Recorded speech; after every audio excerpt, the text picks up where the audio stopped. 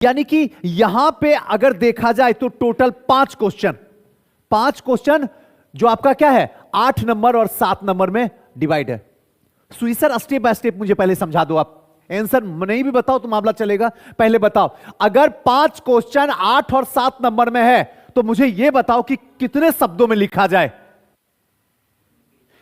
कितने शब्दों में। पहले पेज तो कंफर्म है, एक पेज में 100 शब्द होता है, वो तो कंफर्म है, लेकिन कितने शब्दों में। तो अगर जितना नंबर है उसको 10 से मल्टीप्लाई करो, 80। बहुत जा सकते हो घिसते घिसते तो 100, इसका मतलब है सुजी सर एक पेज हो गया क्लियर। आपके कहने से सुजी सर मैं 150 शब्द में लिखूंगा या लिखूंगी, मैं 200 शब्द में लिखूंगी, कोई दिक्कत नहीं है, आपको नंबर मिलेगा, लेकिन इसका टाइम जो है घटेगा। तो जो लॉन्ग क्वेश्चन लिखना है वहां पे आपको टाइम नहीं मिलेगा, और अगर आपने लॉन्ग क्वेश्चन में लिखने में समय लगाया तो फिर एस्थेटिक्स वाला पार्ट्स आपके हाथ से निकल जाएगा, जहां पे 72 नंबर कंफर्म है वो निकल के हाथ से भाग जाएगा। प्रॉब्लम यहां टाइम का है, शब्दों का खेल नहीं है, टाइम का खेल है, कि अगर आप इसमें ज्यादा समय लीजिएगा तो नीचे वाला क्वेश्चन सब में क्या हो जाएगा, उसके हिस्से की खुशी निकल जाएगी और आपका रिजल्ट रुक जाएगा। यही तो हो रहा। आप लिखिए ना इसको, मैंने क्या बताया, एक आइडियल कितने शब्दों में होना चाहिए, इसका आंसर 80 शब्दों में, 80 से 100 बस, उससे ज्यादा नहीं, उससे ज्यादा एनी हाउ नहीं जाना चाहिए। अगर आप इसको हम 150 शब्दों में लिखेंगे तो कोई दिक्कत नहीं, 150 शब्दों में लिखने का मतलब 1.5 पेज। अगर 1.5 पेज आप इसी में लिखते आपका समय चला गया तो फिर जो लॉन्ग क्वेश्चन है उसमें कितना दीजिएगा टाइम। इधर देखो, अब शायद क्लियर हो गया होगा विजन कि क्या कहानी चल रही है, क्लियर हो गया। अब यहां के बाद 5 क्वेश्चन है, 5 क्वेश्चन है तो जाहिर सी बात है 5 पेज खत्म, एक एक पेज में पांचों का आंसर होगा। अगर पांचों का एक एक पेज में आंसर होगा तो क्या मुझे यह आप बता दीजिए इस 5 एक पेज में आंसर में क्या क्या इसमें यूज किया जाए, क्या क्या यूज किया जाए, समझना क्या क्या यूज किया जाए। तो सबसे पहले इंट्रोडक्शन कमाल का हो, दूसरा फॉर्मेटिंग हो, एकदम हो, किसी भी हालत में फॉर्मेटिंग मत छोड़ना। हां, संक्षिप्त वाले में भी छोटा सा फॉर्मेटिंग थोड़ा सा एट्रैक्टिव कर देगा आंसर। तीसरा, इसका आंसर जो हो वो पॉइंट वाइज हो। शॉर्ट वाला में कोशिश 100% करो कि पॉइंट वाइज आंसर हो, स्टोरी बाय आंसर नहीं हो। स्टोरी बाय आंसर अगर लिखना शुरू करोगे ना तो जो चीज बटर चाहिए वो बटर ना होके वहां पे क्या हो जाएगा, दूध ही दूध हो जाएगा। और हमको चाहिए वहां बटर दो उसको, वो बटर का डिमांड कर रहा है, इसीलिए शॉर्ट मांग रहा। क्लियर हो गया ना, ये भी कंफर्म हो गया। चौथा, इसमें कोशिश करो मैपिंग का। एनी हाउ अगर आपको संथाल पूछा है तो आप इंडिया का मैप बनाओ और इंडिया के मैप में बिहार और झारखंड का कॉर्नर को ले जाओ और खींच के बताओ कि यहां झारखंड में हुआ है संथाल। लिखो, एकदम बनाओ, 100% बनाओ, आंसर में आपका 4 चांद लगेगा।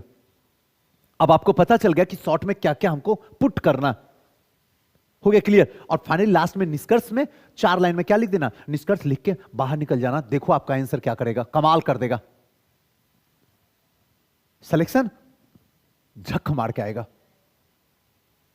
ये सीख मिली। अब आते हैं क्वेश्चन के अंदर, शॉर्ट वाले में। पहला क्वेश्चन जो है, भारतीय परिषद अधिनियम 1892, पिछले बार 1858 पूछा था, जाके देख लो, हां जाके देख लो। अब सोचो इसको लिखना कितने लाइन शब्दों में है, 100 शब्द में। अगर आपको पता होगा तो मतलब 80 से 100, इससे ज्यादा नहीं होना चाहिए। अगर आपको पता होगा तभी नहीं लिखिएगा। और इसमें जनरली जो है ये क्वेश्चन आप मान के चलिए 50% ही स्टूडेंट लिखा होगा, 50% कहानी लिख के चलाया होगा। स्टेप में होगा तो आप लिख देंगे निर्वाचन पद्धति हुआ था। इसमें जो है इलाहाबाद में क्या है, सीटों की संख्या को बढ़ा दिया गया था, 10 से 16 कर दिया गया था। पहली बार यहां पे क्या है, बजट पे भी बोलने की पूरी आजादी दे दी गई थी। क्या आप बता सकते हैं? ये सब पॉइंट को क्या करना, विस्तृत रूप से एक्ट वाले में आपको बताना, जो अभी आप तक नहीं बताया हूं आपको, क्योंकि इंतजार कर रहा था कि कुछ परिवर्तन होने दो। तो अब तो कंफर्म हो गया, इस एक्ट को बताइए सुजीत सर, जबकि पूरा एक्ट पढ़ना कहां पे है, पॉलिटी में पढ़ना है। लेकिन अब हिस्ट्री वाला भी पढ़ाएगा अपने तरीके से। चार्टर एक्ट जितना भी है सब कुछ, एवरीथिंग। 1813 हुआ, 1833 हुआ, 1773 हुआ, 92 हुआ, 58 हुआ, सब कुछ जानना होगा, ये तो क्लियर हो गया। उसी से रिलेटेड ये क्वेश्चन था। दूसरा क्वेश्चन जो है संथाल विद्रोह, यानी कि जनजातीय से एक क्वेश्चन पूछा जा रहा है। संथाल जनजातीय विद्रोह कहेंगे दो ही है, एक संथाल और एक मुंडा। पिछली बार मुंडा पूछा था और इस बार संथाल पूछ दिया। इसका मतलब है सुजीत सर अगला बार एकदम कंफर्म आप बता रहे हो 1857 का विद्रोह पूछेगा। 1857 तैयार कर लो, आएगा। अब यहां पे रहा, बताते चले जाने क्लियर। संथाल विद्रोह, अब संथाल विद्रोह सिर्फ लिखा है और पूछ कितने लाइन में ना, 80 शब्दों में पूछा। इसमें करना क्या है, सबसे पहले तो संथाल के बारे में बता दीजिएगा, इंट्रोडक्शन लीजिएगा। इंट्रोडक्शन लिखने के बाद इसका हल्का सा कारण बताइएगा। इसके कारण और कारण को फॉर्मेटिंग में याद रखिएगा, स्टोरी मत लिखिएगा, फॉर्मेटिंग में इसके क्या कारण है, 4 कारण दे दीजिएगा। और कारण देने के बाद इसका क्या परिणाम हुआ, क्योंकि परिणाम ही क्या करेगा, आगे चल के प्रभाव डालेगा। और इसका क्या परिणाम हुआ, उन परिणामों से क्या परिवर्तन हुआ समाज में, उसको लिखते हुए step by step, point by point, और लास्ट में क्या है, निष्कर्ष निकाल के बाहर निकल जाना। बस हो गया। नहीं, सबको नहीं लिखना, आर्थिक राजनीतिक नहीं डिफाइन करना। इसमें क्या है, इसमें एक एक 2-2 पॉइंट सबका निकाल लेना। राजनीतिक से 1 पॉइंट निकाल लेना, आर्थिक से 1 पॉइंट निकाल लेना, सामाजिक से 1 पॉइंट निकाल लेना, सांस्कृतिक से 1 पॉइंट निकालना, जो मेन है। ऐसे तो मैंने बहुत सारा फॉर्मेटिंग निकाला हूं, जो सबसे ज्यादा इंपॉर्टेंट है उसको निकाल के इसमें रख देना। और यही क्वेश्चन अभी आपको ऐसे ही लिख रहा हूं, कल क्या होगा, यही क्वेश्चन दे देंगे और आपको लिखने के लिए लाएंगे और सामने बोर्ड पे बता देंगे लिख के। कोई दिक्कत तो नहीं ना होगा, एकदम नपा तुला 80 शब्दों में क्लियर हो जाएगा। अभी बस समझ लीजिए, क्लियर है, क्योंकि यूनिवर्सिटी भी निकलना। दूसरा, अब चंपारण सत्याग्रह, जब से सुजीत सर हमको लियो तब से चंपारण ही तो सिखा रहे हो, 1917। अब चंपारण सत्याग्रह क्या था उसको थोड़ा सा बता दीजिए, क्लियर है। और चंपारण सत्याग्रह के क्या कारण थे उनको बताइए, 3 कठिया पद्धति को। और उसके बाद पहली बार हिंदुस्तान में सत्य और अहिंसा का बीज बोया गया था गांधी जी के द्वारा, थोड़ा सा ये बता दीजिए, है ना। लेकिन हल्का सा, क्योंकि एक क्वेश्चन और है नीचे, इसके नीचे है लॉन्ग क्वेश्चन में, एक यही क्वेश्चन है, थोड़ा सा बड़ा लिखने का, शॉर्ट में लिख के उसके बाद इसका क्या परिणाम हुआ उस परिणाम को लिखा के सामने समाप्त कर दीजिए। गांधी जी जो है यहां पे मोहनदास करमचंद गांधी बन के गए थे आंदोलन करने, और जब निकले तो महात्मा बन के निकले, गुरुदेव रविन्द्रनाथ टैगोर के द्वारा उपाधि दी गई थी। खेल खत्म कीजिए। कोई समस्या हो तो बताइए, पक्का। तीसरा, मौर्य काल की कला और वास्तुकला के बारे में कल ही तो बता रहे थे, कल ही तो आपको बता रहे थे वास्तुकला का। राजप्रसाद भवन बता रहे थे, स्तूप बता रहे थे, शिलालेख बता रहे थे, स्तंभ बता रहे थे, उसके बाद गुहा विहार बता रहे थे। एक एक करके तो चर्चा ही कर रहे थे, एक एक करके आपको चर्चा ही कर रहे थे। वही क्वेश्चन यहां है, जिस समय आप यहां बता रहे थे उस समय वहां बच्चा लिख रहा था आंसर।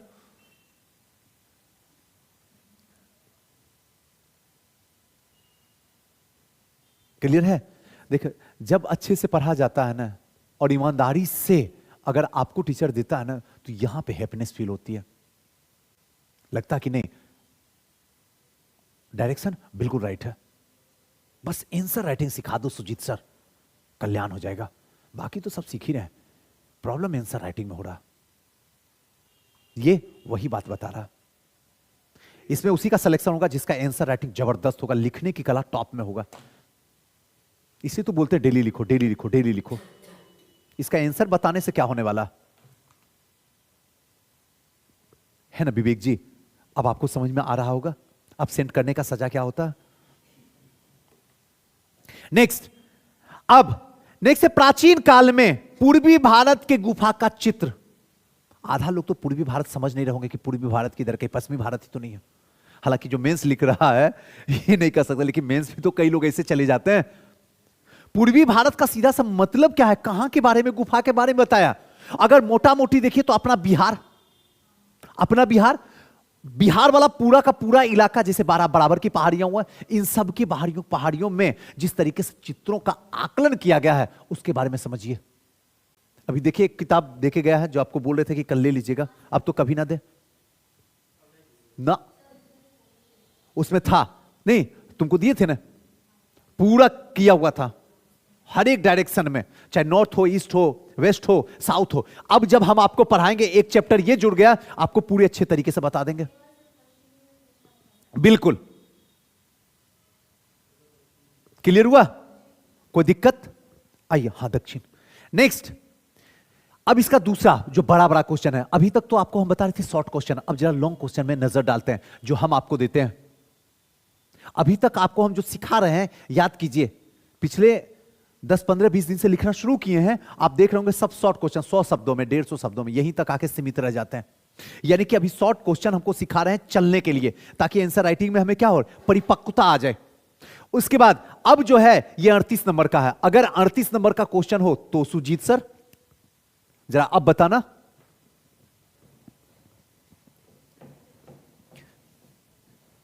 सोचना क्या है, एकदम आइडियल 38 है, 38 गुणे 10 कीजिए, 380 है। बहुत जा सकते हैं तो 420 तक जाइए।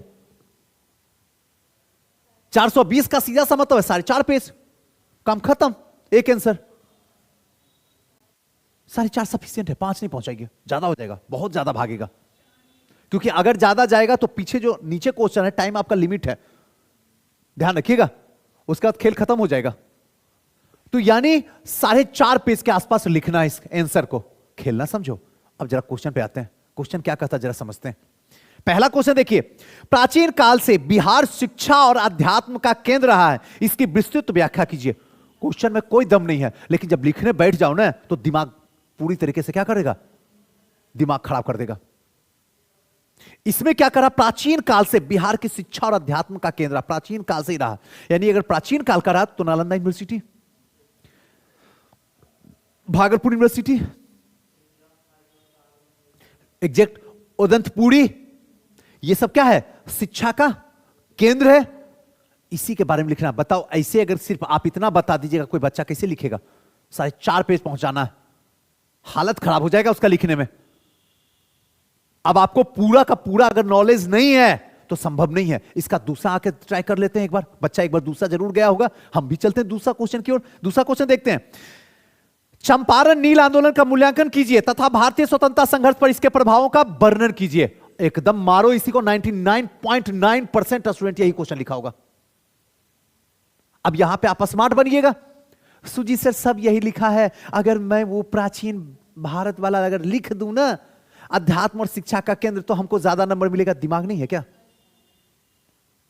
लिखोगे तो वहां कहानी लिखना पड़ेगा, क्योंकि कॉन्सेप्ट नहीं है। आप जबरदस्ती लिखने की कोशिश करोगे और यहां जो लिखेगा वो भी कहानी लिखेगा। अब देखो क्वेश्चन क्या कर रहा है, जरा ध्यान से सुनना। चंपारण नील आंदोलन का मूल्यांकन कीजिए, शब्दों को पकड़ो, मूल्यांकन कीजिए। उलूल जुलूल की बातें मत लिखा करो इसमें कि चंपारण ऐसे हुआ। पहली बार गांधी जी जो है 1916 के लखनऊ अधिवेशन में गए थे, वहां राजकुमार शुक्ल मिले थे, राजकुमार शुक्ल ने आपत्ति बताया चंपारण का 3 कठिया पद्धति को। उसके बाद जो है यहां से गांधी जी जो है सीधे वेस्ट बंगाल गए, धीरे धीरे राजकुमार भी पीछे पीछे चल गए। फिर गांधी जी जो है बांकीपुर आए, पटना जो पुराना नाम था पटना है, उसके बाद वहां से चल के मुजफ्फरपुर आए, मुजफ्फरपुर से चल के जो है चंपारण गए। चंपारण में क्या है, वहां पे धारा 144 लगा हुआ था, वहां जाने के लिए डीएम आदेश नहीं दे रहा था। और वहीं पे क्या है, सबने अवज्ञा आंदोलन करते हुए आज्ञा का पूरी तरीके से क्या किया, खंडन किया। उसके बाद वहां जाके देखे तो वही दृश्य दिखा जो चंपारण में 1916 में राजकुमार शुक्ल ने सुनाई थी। That's all. अच्छा है आप वकील नहीं बने, नहीं तो सामने वाला दोनों में से किसी को नहीं समझ में आता था, आएगा कि भाई साहब न्यायाधीश से क्या बात हो रही है। समझी? यानी कहने का मतलब ये सब कहानी नहीं लिखना, इसमें मूल्यांकन करना है। मूल्यांकन का मतलब है कि यहां पे हुआ क्या क्या है, वो ऐसा पार्ट जो आज तक कभी नहीं हुआ। उसके बाद आगे का क्वेश्चन देखो, 1 मिनट। भारतीय स्वतंत्रता संघर्ष में इसके प्रभाव का वर्णन कीजिए। 2 पार्ट में डिवाइड है।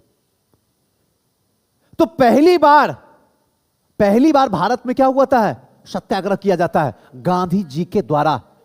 पहली बार सत्य और अहिंसा का पूरी दुनिया पाठ पढ़ता है, यहीं पे मूल्यांकन कर रहे हैं। पहली बार गांधी जी राष्ट्रीय नेता के रूप में उभरते हैं, यहीं पे। पहली बार किसानों के लिए अगर कांग्रेस आवाज उठाती है तो यही 1917 का चंपारण सत्याग्रह में। ये सिर्फ मूल्यांकन हो रहा है, वो चीज जो पूरे तरीके से क्या कर रहा है, प्रभाव कहीं ना कहीं क्या कर रहा है, डाल रहा। इसी को पूरा तरीके से चर्चा करना आपको है।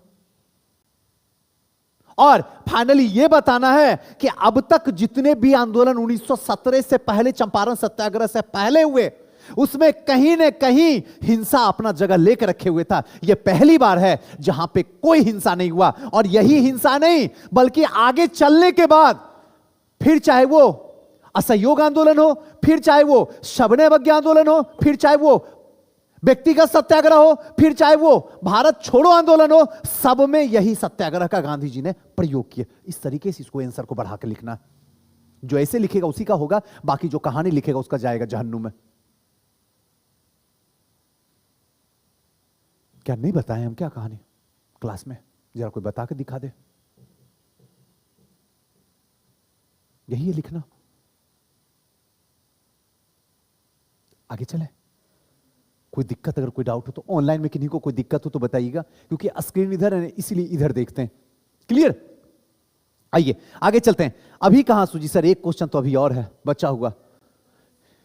क्वेश्चन क्या है? भारतीय राष्ट्रीय कांग्रेस आंदोलन के उदारवादी चरण के योगदान का आलोचनात्मक परीक्षण कीजिए। उदारवादी चरण, एक उदारवादी और एक उग्रवादी, अभी जस्ट बताए हैं कांग्रेस में। ये तो अभी बताएं, पीटी में जो टेस्ट ले रहे थे उसका बताए थे, और ये तो पूरा कहानी ही हम आपको सुना दिए। अब इसमें क्या करना? उदारवादी चरण के योगदान का आलोचनात्मक, मतलब जो योगदान दिए हैं उसका आलोचनात्मक करना, आलोचना करना है। हमने हर बार बोला हूं, जब जब आलोचना की बात चलेगी तो बुद्ध का मध्यम मार्ग अपनाना। तुम हमेशा समाज में वो व्यक्ति हमेशा सराहनीय कहलाता है जो क्या करता? आलोचना भी पॉजिटिव रूप में प्रदान करता है। हाँ, ये गलती है सुजीत सर, आप हैं तो बड़े अच्छे इंसान, लेकिन अगर टाइम पे आ जाए ना तो और अच्छे हो जाए। कितनी बड़ी आलोचना आप हमारी कर दी है, पता चला आपको? अच्छे से क्लास लगा लिया आप हमारा। मतलब क्या कर रहे हैं तो बहुत अच्छे, पढ़ाते तो बहुत अच्छे हैं, लेकिन अगर टाइम पे आ जाए, हालांकि मैं टाइम पे ही आता हूं, मैं इसी एग्जांपल दे रहा हूं, है कि नहीं? क्योंकि कहीं ऑनलाइन में चला जाएगा तो कहेगा देखो लेट आते हैं। क्लियर है? अब मौसम ही ऐसा अंधेरा वाला है तो अब इसमें हम क्या कर सकते हैं? क्लियर है? यानी आलोचना, आलोचना जब भी हो बुद्ध का मध्यम मार्ग, ना पॉजिटिव ना निगेटिव, बीच का मार्ग।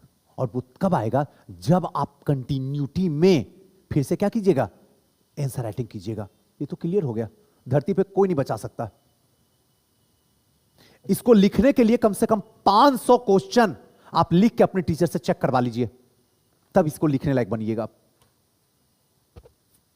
नहीं तो कोई उपाय नहीं है धरती पे। आप जो बहाना बनाते हैं ना, मेरा क्या जाता है, हम भी वैसे ही आपका बहाना बनाते, कहते हैं लिख के लाइए। सर भूल गए, भूल लो, बाकी का कॉपी चेक करके रखा होगा, जो नहीं लाए रखो, मेरा क्या जाएगा। ऑनलाइन में भी वही स्थिति है, नहीं देंगे मत दो, पैसा तो हम ले ही लिए हैं। क्लियर है? अब यहां पे क्या है? राष्ट्रीय। अब दूसरा क्वेश्चन पहले देख लेते। पहला क्वेश्चन तो समझ में आ गया अच्छे से, इसका दूसरा क्वेश्चन क्या है देखिए। बिहार में आधुनिक शिक्षा के विकास और उसके प्रभाव का रेखांकित कीजिए। अगर यह क्वेश्चन को देखा जाए तो एक क्वेश्चन जहां 1885 से लेके 1917 तक की कहानी को बयां करता है। 1917 याद है ना? 1916 में फिर से एक साथ हो गए हैं उदारवादी और उग्रवादी। क्लियर हो गया? वहीं दूसरी ओर वेस्टर्न एजुकेशन की बात करता, पाश्चात्य शिक्षा की बात कर रहा। यह तो और आसान है। किस तरीके से शिक्षा का क्या है? प्रादुर्भाव हुआ है। कैसे अगर देखा जाए तो क्लास फर्स्ट से लेके हायर एजुकेशन तक शिक्षा में किस तरीके से परिवर्तन हुआ उसके बारे में बताना है। चाहे वो शिक्षा की बात डलहौजी के टाइम में आए, चाहे सेडलर आयोग के टाइम में आए, चाहे हंटर आयोग ने इसकी कमेटी को क्या किया है? गठन करके इसमें शिक्षा में परिवर्तन करने की कोशिश किया, चाहे आपका टेक्नोलॉजी एजुकेशन हो, तकनीकी शिक्षा, टेक्नोलॉजी, जैसे पटना यूनिवर्सिटी की स्थापना हुई, कैसे धनबाद यूनिवर्सिटी की स्थापना हुई है ना, धनबाद में इंजीनियरिंग कॉलेज धनबाद का, उसकी हो, या फिर पीएमसीएच की बात हो, ये सब क्या है? टेक्नोलॉजी ही तो है। अभी जो आप एजुकेशन ले रहे हैं वो क्या है? सिंपल एजुकेशन है, प्राइमरी टू हायर, यही एजुकेशन आप ले रहे हैं। टेक्नोलॉजी एजुकेशन भी तो है, इसी के बारे में इसमें प्रकाश डालना है। कैसे ये शिक्षा का विकास हुआ, कैसे आज आए दिन। और ये क्वेश्चन में तो सच में अगर होते हैं ना तो फोड़ फाड़ देते, क्योंकि इसी को आगे चल के थोड़ा सा आधुनिक में भी जाकर जोड़ क्या देते। ये जो शिक्षा चल रहा है अभी जो निकला है शिक्षा नीति 2020, इसको थोड़ा सा कर देते। और अभी जो खास करके बिहार के परिप्रेक्ष्य में पूछा जा रहा है, तो अभी बिहार में जो टीचर जो हो रहा है ना एग्जाम, इसको भी जोड़ देते। क्योंकि शिक्षा को और आगे बढ़ाने के लिए बिहार सरकार ने क्या है, लाखों लाख शिक्षक की भर्ती कर रहा है, इसीलिए ताकि एजुकेशन को और बढ़ाया जाए। इसको भी हल्का सा जोड़ दिया जाता टेक्नोलॉजी में, मजा आ जाता, आंसर में 4 चांद लग जाता। लेकिन जनरली ये क्वेश्चन को लोग कम लिखे होंगे, ज्यादा लोग जो है उदारवादी को लिखे होंगे। 50-50 का रेशियो ही रहा होगा आंसर वहां पे। कुछ लोग जो है अगर वेस्टर्न एजुकेशन पढ़ के आए होंगे तो उसी को रगड़ मारे होंगे, और जो नहीं पढ़ के आए होंगे वो फिर कहानी उदारवादी में लिख के चले जाएंगे। उदारवादी का आलोचनात्मक अगर देखा जाए तो आप किस तरीके से कहेंगे, इन लोगों को भरोसा नहीं था, उदारवादी को भरोसा नहीं था। अगर कहे तो एक लाइन में कहे तो नरमपंथी को गर्मपंथियों पे भरोसा नहीं था। इनको लगता था कि जो हम कर रहे हैं वही बेस्ट है, लेकिन जरूरी तो नहीं होता ना कि जो आप कर रहे हैं वही बेस्ट हो। आप जो है गर्मपंथी जो थे उनकी बातों पे आपका भरोसा ही नहीं था। बातें समझ में आ रहा है? आपको क्या लग रहा था कि हम इसी तरीके से अनुनय या विनय करेंगे तो आसानी से हमें क्या मिल जाएगी, अंग्रेज हमारी बातों को मानेंगे, जबकि आगे चल के ये बात नहीं। लेकिन हां, इनकी बातों से नॉर्मल भी रहा, सिचुएशन भी नॉर्मल रहा, ज्यादा उग्र भी नहीं हुआ। दोनों बातें पॉजिटिव नेगेटिव दोनों बात को यहां रखना होगा। आलोचना में करना तो होगा आलोचना ही, पॉजिटिव पॉइंट दिखाना नहीं होगा। लेकिन ऐसे दिखाना निगेटिव पॉइंट को कि दिखने में जब आपका कॉपी कोई चेक करे तो लगे कि ये पॉजिटिव पॉइंट में भाग रहा, वो खुद ही कंफ्यूजन में ये पॉजिटिव है या निगेटिव है, और फाइनली वो नंबर दे दे। क्लियर है? ये आपका हिस्ट्री का क्वेश्चन रहा। क्या मुश्किल था क्या? या देखिए तो नहीं लिख सकते हैं क्या? अभी भी बैठा दे तो आप लिख दीजिएगा, श्योर लिख दीजिएगा। हां, थोड़ा सा प्रैक्टिस नहीं है तो थोड़ा सा इधर उधर शब्द भागेंगे, क्योंकि प्रैक्टिस करना जरूरी है। इसीलिए डेली आंसर राइटिंग लिखवाता हूं और डेली यहां डिस्कशन करवाता हूं। अब आपको समझ में आ रहा था ना कि आते ही मेंस पढ़ाने से पहले यहां डिस्कशन क्यों मैं करवाता हूं। आज आप ऑनलाइन वाले को भी समझ में आ रहा होगा। आज ये क्वेश्चन चीख चीख के बता रहा, पढ़ो वहीं से जहां से डेली आंसर राइटिंग हो, और डेली आंसर राइटिंग 15 मिनट यहां पे डिस्कशन कर दे, उसी से पढ़ो, तभी अब कल्याण होने वाला, नहीं तो नहीं होगा कल्याण। ये मैं नहीं बोल रहा हूं, ये क्वेश्चन खुद बोल रहा है। नेक्स्ट आते हैं, अब आते हैं न्यूज़पेपर, जो बार बार आपको क्या करते हैं, जनसत्ता के लिए उंगली करते हैं और आप गुस्सा करते हैं। बस सुजीत सर जाते हैं ना, क्रॉनिकल खरीद लेते हैं, दृष्टि खरीद लेते हैं, पीडी खरीद लेते हैं, है कि नहीं, परीक्षा मंथन संथन जो भी है सब खरीद के आ जाते हैं। जाके देखो क्वेश्चन लड़ा है या नहीं। सारा क्वेश्चन जो है ये न्यूज़पेपर का सारा का सारा, अगर न्यूज़पेपर को इंसान सालों भर पढ़ लेना तो सवाल ना उठता, उससे नहीं बनेगा क्वेश्चन। बोलने का तो हम भी बोल देंगे, देखो जो हम पढ़ाएं वही लड़ा है, बोल के क्या फायदा, बोलने से क्या फायदा है। हमको तो बस सबको बताना है कि देखो न्यूज़पेपर अभी भी पढ़ो, समय बचा हुआ है। ऐसे ही बैठ के खड़ा होकर टिक थोड़ी लगवाता हूं। एक काम करो, ये इंपॉर्टेंट है, देखो वो भी लड़ा है जो बताए हैं, अभी आपको दिखा रहे हैं, क्वेश्चन सुनाते हैं, सुनते जाना, तब आपको लगेगा कि हां क्या है। पहला क्वेश्चन देखिए, लैंगिक रूढ़िबद्ध धारणाओं से मुकाबला करने के लिए भारतीय सर्वोच्च न्यायालय की चिंता का उल्लेख कीजिए। आए दिन चर्चा में है महिलाओं को लेकर जो पुरानी सोच है, इन सोच को क्या करना है, समाप्त करना है। महिलाओं को जिस तरीके से लोगों का सोच ने क्या कर दिया है, अगर यहां पे ये क्वेश्चन से रिलेटेड नहीं, लेकिन यहां पे एग्जांपल के थ्रू बता दूं कि नहीं, लड़कियां शिक्षित अगर हो जाएंगे तो क्या होगा, रिलेशन खराब हो जाएगा। गांव में ऐसा सोच है। तो फिर क्या है, पति का कहना नहीं मानेगी, ससुर को घर से निकाल देगी। ये कौन सोच रहा है, बाप सोच रहा है। सरकार कैसे सोच रहा है, बेटिया को टॉप कैटेगरी का रैंक दो, जोड़िए ना। आज 10th 12th से लेके सिविल सर्विसेज तक बेटिया ही क्या कर रही है, झंडा फहरा के रखी हुई है। तुम लोग को तो धरती के भार हो, भार नहीं हो, पढ़ोगे तो तुम हुई क्या हो, तारनहार हो। बेटिया क्या है, कमाल की है, इतना रिजर्वेशन मिलने के बाद घर में सोई रहती है बेशरम की तरह। आज नहीं जा रहे हैं, काहे भाई? ठंडा लग रहा। इतना रिजर्वेशन जिसको मिलेगा उसके बाद ये हालत है। शकल ऐसे देख रही है जैसे पहली बार मुझे देख रही हो। कल एब्सेंट करना है ना, आज आ गई हो तो हर 2 दिन के बाद इसका एब्सेंटिंग कहां जाती है कोई पता नहीं चलता है। क्लियर है? अब आपको समझ में आ रहा है? यानी कि यहां पे ये चर्चा का विषय बना था। लैंगिक रूढ़िवादिता जो है सर्वोच्च न्यायालय ने इसकी चिंता बताया था। ये क्वेश्चन आया हुआ था, बहुत चर्चा का संबंध रहा था। पूछ दिया क्वेश्चन, बस आप सिर्फ सुनते जाइएगा। दूसरा क्वेश्चन, भारतीय शासन व्यवस्था में भारतीय नागरिक सुरक्षा संहिता 2023 की प्रासंगिकता की विवेचना कीजिए। इसमें मोदी जी का कोटेशन था। और हम हमेशा देखिएगा जब भी हम पढ़ाए हैं आपको करंट, तो हम हमेशा कहे हैं चाहे सीएम की बात हो, पीएम की बात हो या राष्ट्रपति की बात हो, अगर ये तीनों कोई वक्तव्य दे देते हैं ना बाबू, तो ध्यान से सुनना, इनकी बातों में वजन होती है। 140 करोड़ की आबादी में इनकी बात अगर निकलेगी तो सबसे पहला नंबर पे चढ़ेगा। हमेशा आप देख लीजिए, अभी भी वीडियो में रखा हुआ होगा। अगर ये कुछ बोल रहे हैं, अगर कुछ ये बोल दिए, कोट कर दिए, तो उसको उठा के पी जाओ। और इसी में हमने आपको यह भी बताया था कि महिलाओं के बारे में कुछ हो तो तुरंत उठा के पी जाओ। पूर्वोत्तर भारत के बारे में हो तो तुरंत उठा के पी जाओ। देखो पूर्वोत्तर भारत में दिया हुआ कि नहीं, मणिपुर हिंसा, जाके देखो। स्वच्छ भारत अभियान के बारे में हो, स्वच्छता के बात में हो, जंगल की बात हो, जमीन की बात हो, या फिर जानवर से रिलेटेड पर्यावरण से बात हो, अगर चर्चा का विषय बना है तो उसको उठा के पी जाओ, क्योंकि क्वेश्चन वहां से दागेगा, दागे हुए। बाकी इधर उधर में क्यों भटक रहे हो? जो मेन मुद्दा है उस पर करो ना फोकस, अपने आप निकलेगा मेंस। क्लियर? यहां पे क्या करा, भारतीय नागरिक सुरक्षा संहिता, यानी कि हिंदुस्तान के सभी नागरिक को समान अधिकार मिले।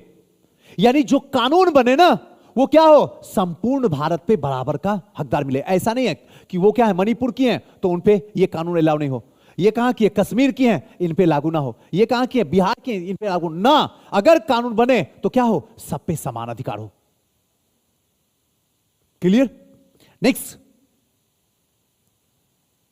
हां, विधायी संस्थाओं की निर्णय और निर्माण प्रक्रिया में कृत्रिम बौद्धिक क्षमता की भूमिका का मूल्यांकन कीजिए। आर्टिफिशियल इंटेलिजेंस, आर्टिफिशियल इंटेलिजेंस जिसको पता होगा वही लिखेगा, नहीं पता होगा तो कभी नहीं लिखेगा। आर्टिफिशियल इंटेलिजेंस का मतलब होता है ये, पहले यही नहीं पता लोगों को। इधर देखिए राणा जी, ये ब्रेन, आपका ब्रेन, सोचो कि आपका ब्रेन बना दिया साइंटिस्ट। गाड़ी कहां पे तेज चलेगी, कहां पे, एग्जांपल के थ्रू, उसके बाद ये बताते हैं एग्जांपल के थ्रू, कहां तेज चलेगी, कहां मुड़ेगी, कहां पार्किंग आएगा, गाड़ी को खुद पता है। ऑटो ड्राइव, वो है क्या, आर्टिफिशियल इंटेलिजेंट। जो आप सोच रहे हैं कि यहां पे क्या है, इनको मारना है, ये कौन दिमाग का काम किया, दिमाग। अब यहां पे क्या करेगा, रोबोट आएगा, इनको मार देगा। इनको क्या चाहिए, दाल चाहिए, रोबोट आएगा और दे देगा। इसका मतलब क्या है, इन्होंने बोला और सामने वाले ने कर लिया। हम भी तो यही बोलते हैं, हटाओ उंगली, आपने किया ना, इसे तुरंत हटा लिया ना। इसका मतलब क्या है, यहां से मैंने ऑर्डर दिया और वहां से हटा दिया। इसका मतलब क्या है, माइंड का खेल है। और इसी माइंड को आर्टिफिशियल बना रहा है। ये तो गॉड गिफ्टेड माइंड है जो आपके दिमाग में, जो तुरंत आप सुन जाते हैं। अब इसी का जस्ट जीरोक्स आर्टिफिशियल, यही है आर्टिफिशियल इंटेलिजेंस। अब इसी को उठा के कहां पे यूज करना है, विधायी संस्थाओं में। अगर ये हो जाए तो जहां पे गड़बड़ी है, क्या वहां सुधारा जा सकता है? हम भी बैठते हैं, हमको भी बैठा दो, कानून मिनिस्टर बना दो। देखो जी, ये जो है आजादी से पहले ठीक था, ये अधिनियम, इसमें कोई दिक्कत नहीं था। लेकिन आजादी के बाद कुछ ऐसी प्रावधान आ गए हैं, अगर इसको यूज किया जाए तो इससे क्या हो जाएगा, समस्या हो जाएगा। इसको क्या किया जाए, हटाया जाए। अभी आपने देखा होगा ट्रक ड्राइवर के लिए, रोड जाम के लिए एक अधिनियम लाया गया। लेकिन जब वो अधिनियम को यहां पे पारित करवाने की कोशिश किया गया, लाया गया, तो ट्रक ड्राइवर ने क्या कर दिया, दंगा कर दिया, हड़ताल कर दिया, पूरे तरीके से चक्का जाम कर दिया ना जाम। इसका मतलब क्या है, इसका मतलब क्या है, उसने एक चीज को समझ लिया कि ये अगर पारित हो जाएगा तो गलती कोई भी करेगा सजा में। और सही बात है, कई ट्रक ड्राइवर खुद को बचाता है, बहुत लोगों को बचाने के लिए जान तक दे देता है। छोटे छोटे जानवर को बचाने के लिए मजबूरी में ब्रेक मारता है, चढ़ाता किसी पे नहीं है। अब बाइक वाला सबसे ज्यादा देखना, सबसे ज्यादा बाइक वाला मरता है। बाइक वाला हीरो बनता है, ट्रक उतना बड़ा है, उसको क्या पता चक्के के नीचे कौन है, कौन साइड से निकल रहा, क्या करेगा वो बेचारा। आप इसके लिए प्रावधान लेकर आए, हंगामा शुरू हुआ। अगर आर्टिफिशियल इंटेलिजेंट होता तो ये पहले समझ जाता कि इसका प्रॉफिट क्या है, इसका पॉजिटिव पॉइंट क्या है, इसका नेगेटिव पॉइंट क्या है, क्या इसमें सही है, क्या इसमें गलत है, इसी के बारे में पूछा है बस, और कुछ नहीं। क्वेश्चन में आया हुआ है, न्यूज़पेपर में आए दिन चर्चा में है। और आपको जो होगा, आपके टाइम में जो क्वेश्चन पूछेगा, अभी क्या बताएं, फीडबैक पक्का।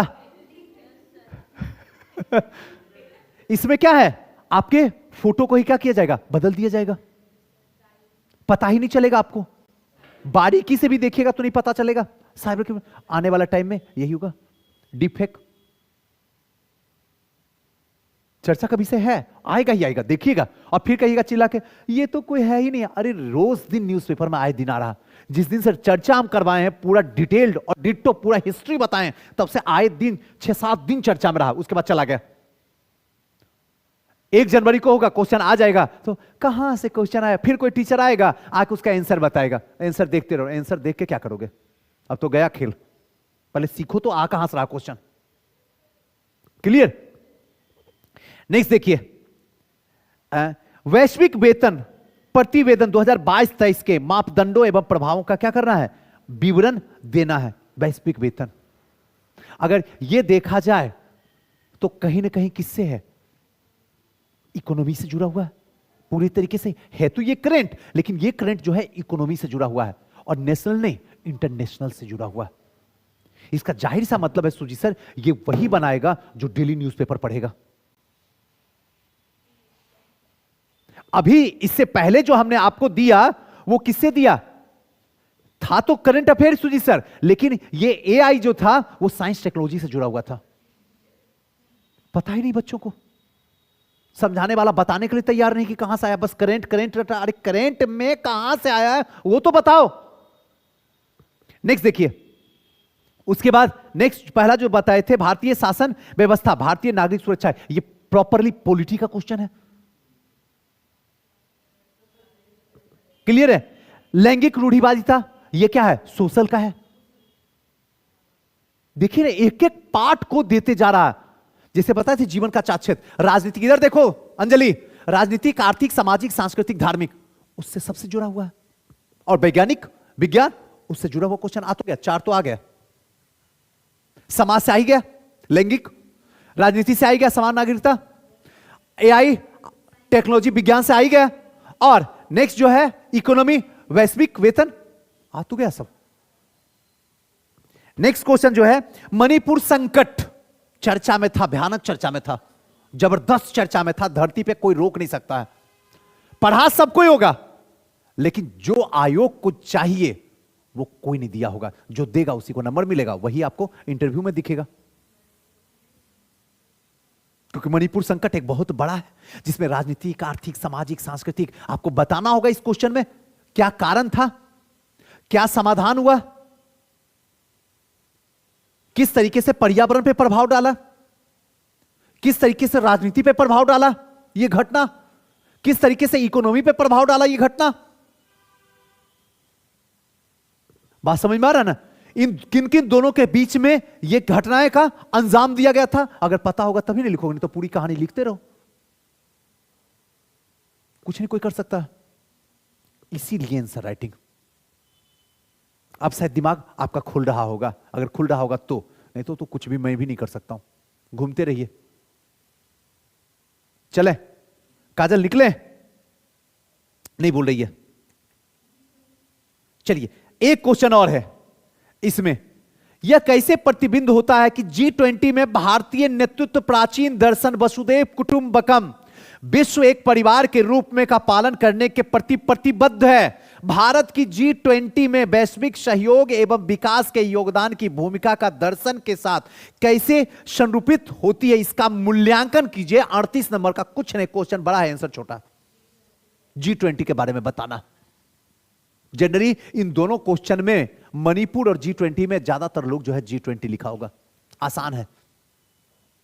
मणिपुर में पूरा मुद्दा को आपको क्या करना होगा, क्लेरिफाई करना होगा, तब जाके पूरा प्रॉब्लम सॉल्व होगा। यहां G20 की बात है, वसुदेव कुटुंबकम की बात है। 80% जीडीपी पूरी दुनिया का जो है वो किसमें है? G20 में है। इसी को बताना होगा। और रुको तो पहले सुन तो लो। क्लियर है? यानी इससे कम से कम हमें आकलन तो मिल गया ना कि किस टाइप से क्वेश्चन पूछा जा रहा है। जब हम मेंस लिखेंगे तो हमें भी इसी बाज की तरह से नजर रख के इसको क्या करना है? सॉल्व करना है। यानी कि सुजीत सर आज तो आपने तय कर दिया, मन समर्पित, तन समर्पित और ये जीवन समर्पित। अगर न्यूज़पेपर नहीं पढ़ेंगे ना तो मेंस सातों जन्म में नहीं निकलने वाला। कोई मैगजीन अब काम नहीं देगा सुजीत सर। मैगजीन भी खरीदते हैं, 100 रुपया में देता है। न्यूज़पेपर खरीदिए 180 रुपया में देगा, लेकिन जो न्यूज़पेपर देगा वो मैगजीन कभी नहीं दे पाएगा। न्यूज़पेपर से तो कटिंग काट काट के उसमें डाला जाता है, डालता कहां से लाता है। और अभी भी वक्त है, जनसत्ता पढ़िए। और आज के बाद हम लोग एक फिर से, आज बर्थडे भी है मेरा, तो आज फिर से एक निर्णय लेते हैं कि अब क्या करेंगे आपको, कि जब आएंगे ना तो एडिटोरियल का चर्चा कर दिया करेंगे। आते ही एडिटोरियल का, और उसमें अंडरलाइन लगा देंगे कि क्या क्या पॉइंट इंपॉर्टेंट है। शुरू में हम लगाएंगे 10, 15, 20 दिन, 30 दिन, उसके बाद फिर हम आपसे करवाएंगे। आप अंडरलाइन लगा के आओ और मैं अंडरलाइन लगा के आऊं, दोनों में क्या अंतर है देखो और सुधार करो, ताकि धीरे धीरे आप सीख सकें। और फिर चर्चा करें कोई भी एडिटोरियल का, उसका राजनीति क्या है, आर्थिक क्या है, सामाजिक क्या, सांस्कृतिक क्या, धार्मिक क्या। इससे क्या होगा ना, आपका दिमाग एब्रॉड होगा, बहुत बड़ा ओपन होगा, और तब लगेगा कि पढ़ाई का असली मकसद यह है। बीपीएससी कोई छोटा मोटा खेल नहीं है। पीटी तक में बीपीएससी को समेट के मत रखा करो। राज की प्रतिष्ठित एग्जाम है। जब तक दिमाग एब्रॉड नहीं होगा, हर डायरेक्शन से नहीं सोचने की ताकत होगी, रिजल्ट इंपॉसिबल है। चलें, कोई समस्या हो तो बताइए। Clear? All the best, God bless you. क्या बोलिए, बोलिए।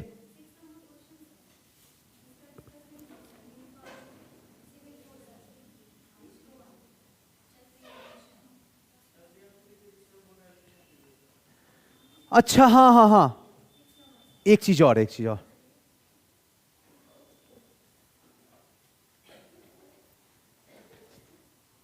इसरो के बारे में इसे बताने की क्या दौड़, इसे कुछ बताने के तो है ही नहीं है। चंद्रयान 3 किस तरीके से इसरो ने क्या किया, प्रक्षेपण किया, क्या था इसका ऑब्जेक्ट, क्यों इसको भेजा गया था, इसका क्या परिणाम निकला, ये भी प्रभाव बताना ना। कि अगर ये वहां पे लैंडिंग किया तो क्या बताया कि वहां का टेम्परेचर ऐसा है, वहां का वातावरण ऐसा है, वहां पे इस टाइप से मटेरियल मिल रहे हैं, मिनरल्स मिल रहे हैं, क्या क्या मिल रहे हैं, वो चीज तो वही बता रहा। क्या वहां पे जीवन संभव है या नहीं है, इसके थ्रू ही हमें पता चलेगा क्या चांद पे लोगों को भेजा जा सकता है या नहीं जा सकता। इसी के बारे में बस चर्चा कर। और कितना हॉट टॉपिक था, इसमें कोई ऐसा बताइए जिसके बारे में चर्चा नहीं है, किसी के बारे में बताइए। और एक जो था, ये क्या है, एक समान नागरिक संहिता लागू करना, पूरे, सॉरी उसमें थोड़ा सा गलत बताती, ये वाला क्वेश्चन उसमें टच कर दिए थे। एक समान नागरिकता मतलब क्या है, सबके लिए समान व्यवस्था, सबके लिए समान कानून, बस यही था। सबके लिए, बात हिंदू मुस्लिम का नहीं है, संपूर्ण हिंदुस्तान की बात है, राज्य की बात है। क्लियर है? बिल्कुल कर सकते हैं, क्यों नहीं कर सकते हैं, श्योर। चलें,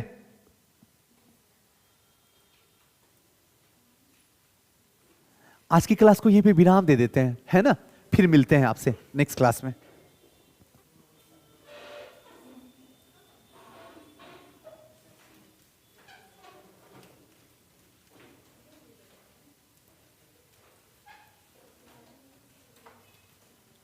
जनसत्ता नहीं मिलता, पीडीएफ भेज दीजिए भाई, गूगल में सर्च कर लो, खुद ही पीडीएफ है।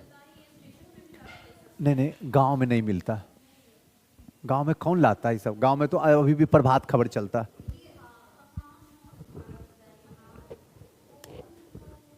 देता आप लोग से